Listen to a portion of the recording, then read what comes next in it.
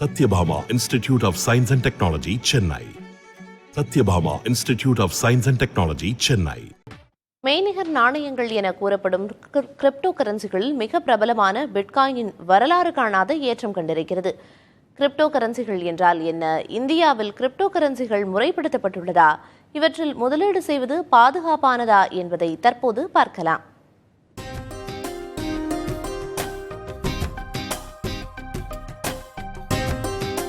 உருவமே இல்லாத நாணயங்கள், அது எப்படி?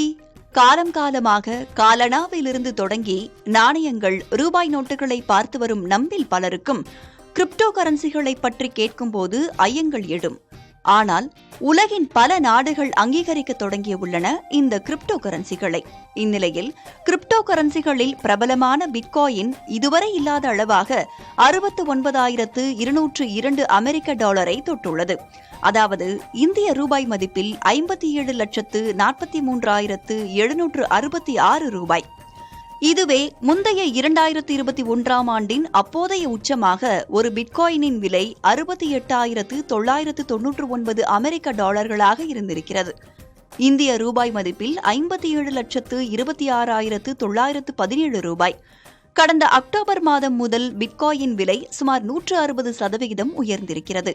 குறிப்பாக பிப்ரவரி மாதத்தில் மட்டும் 44% அதிகரித்திருக்கிறது.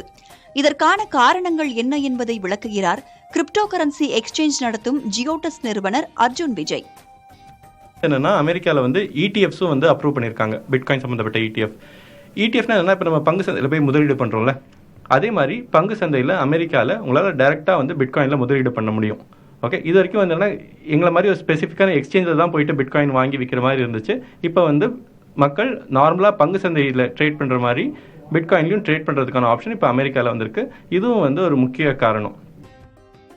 அமெரிக்காவில் பணவீக்கம் 2.4% குறைந்துள்ளதாக சமீபத்தில் புள்ளி விவரங்கள் வெளியாகின. இதனால் அந்நாட்டின் மைய வங்கி கடன்களுக்கான வட்டி விகிதங்களை குறைக்கும் என தகவல்கள் வெளியாகி வருகின்றன. இதுவும் தங்கம், கிரிப்டோ கரன்சிகள் உள்ளிட்டவைகள் விலை அதிகரிக்க காரணமாக கூறப்படுகிறது. இந்தியாவில் இதுவரை கிரிப்டோ கரன்சிகள் முறையாக அங்கீகரிக்கப்படவில்லை. கிரிப்டோ கரன்சிகளை நாணயங்கள் என்று குறிப்பிட முடியாது என அண்மையில் ரிசர்வ் வங்கியின் செயல் இயக்குநர் வாசுதேவன் தெரிவித்திருந்தார்.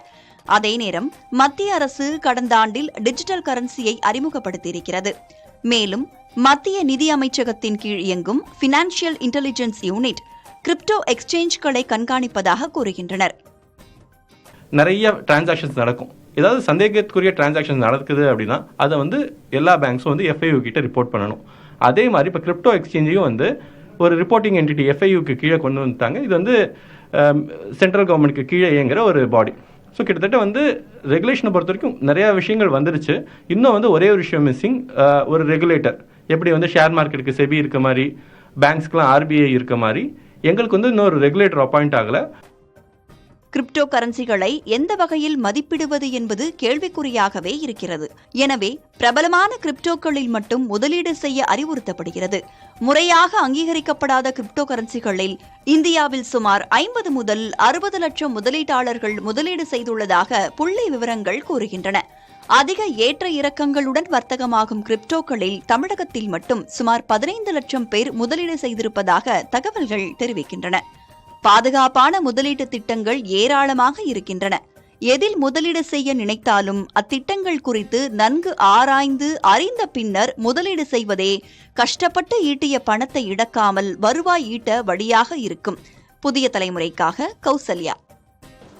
Satyabhama Institute of Science and Technology, Chennai. Satyabhama Institute of Science and Technology, Chennai.